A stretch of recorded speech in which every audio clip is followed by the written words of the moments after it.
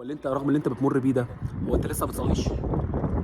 لا يعني هو بجد هو منطقي وطبيعي ان حد فينا في الدنيا اللي احنا عايشين فيها دي يقدر يعيش من غير صلاه؟ طب يقدر انه ما يروحش لربنا سبحانه وتعالى الخمس مرات مش ال50، 5 مرات بس؟ بجد يقدر؟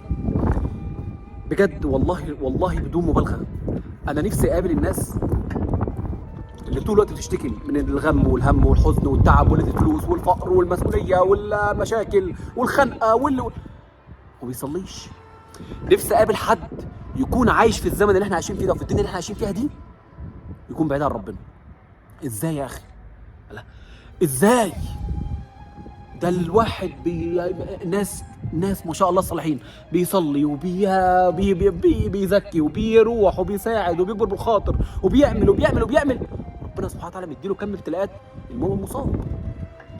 المؤمن مصاب.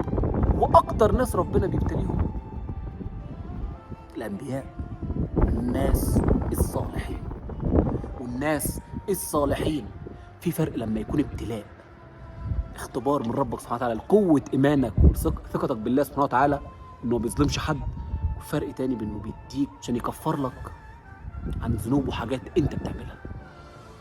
يا أخي والله العظيم صلاتك هي حياتك وهي حياتي، وهتفضل في الوضع اللي أنت فيه، وهتفضل تايه، وهتفضل متدمر، وهتفضل متعقد في حياتك، وهتفضل شايف المر في حياتك طول ما أنت ما بتوطيش ظهرك لربك سبحانه وتعالى مش للبشر، طول ما بتركعش لربك سبحانه وتعالى.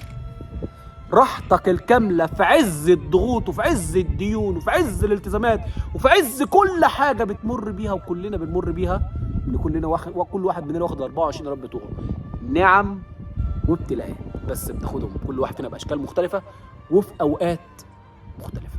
فاللي عندك هو اللي عندي بس بشكل تاني. فبدون صلاتك عمرها ما هتتغير حياتك.